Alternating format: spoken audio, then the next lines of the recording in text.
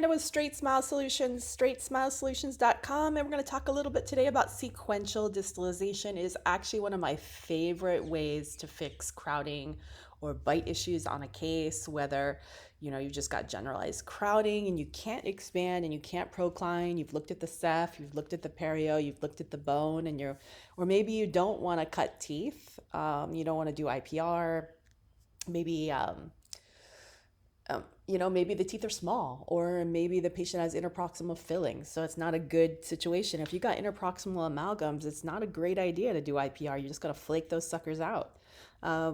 So what am I looking for in a really great sequential case? Well, obviously somebody where you can't procline. You took a ceph, teeth are flared, can't procline. Or you ran the CBCT through the Invisalign simulator and you see all kind of red dots. Oh no, red halos. I can't procline. I can't expand. Or maybe you're happy with the lip support and you want to leave the front teeth exactly where they are, but you just want to fix the crowding by scooting the back teeth back. That's a great case for sequential distalization. Now, what's not great is if you have a patient that has a lot of crowns, because if they have crowns, often you're going to need attachments on the molars to scooch them back. Of course, you can't have third molars. That's not going to work. And you need to take a pano and make sure that there is bone to move it into. I mean, you can kind of tell clinically, but from a pano, you can definitely tell. Clinically, you can definitely tell. There are some patients that only have 7 to 7, second molars to second molars, and you're already almost in the ramus.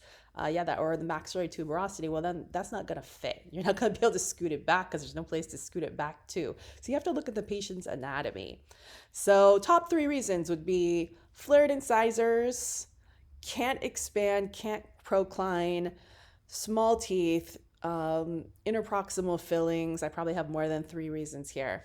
Those would be great cases for sequential distalization. Now, if the patient had upright incisors, don't do it, because you're going to flatten their profile even more and you're going to sink them in. Don't do it. Don't do it. This is where you have to have a sapheniometric x-ray to make this decision, or a CBCT sagittal slice or something like that, or CBCT in the plan if it's Invisalign or Spark.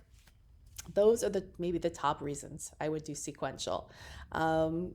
It's a great way. You don't have to cut teeth, you don't have to remove teeth, and you don't have to worry about messing up the bone. And it's actually extraordinarily predictable. And yes, I realize there's 4 sets of molars here. I did not make this graphic. I had someone make it for me. I just left it. It was so funny. All right. So you should definitely check it out. I would say the vast majority of aligner companies do sequential distalization. You have to ask for it. ClearCorrect definitely does. Invisalign definitely does. SureSmile does, but I'm not even going to get into that. So I'm not even promoting that. I don't even work with that aligner brand for various reasons. It's a no-go in my land. If you're not using one of the major brands, I would ask them if they do sequential distalization. It's not a fast treatment plan, okay? Because you have to scooch them 1 tooth at a time. Scooch, scooch, scooch, scooch, scooch. It's sequential for a reason.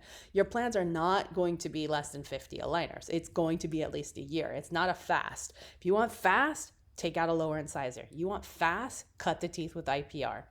You want fast, expand, IPR, procline. But sometimes you can't, right?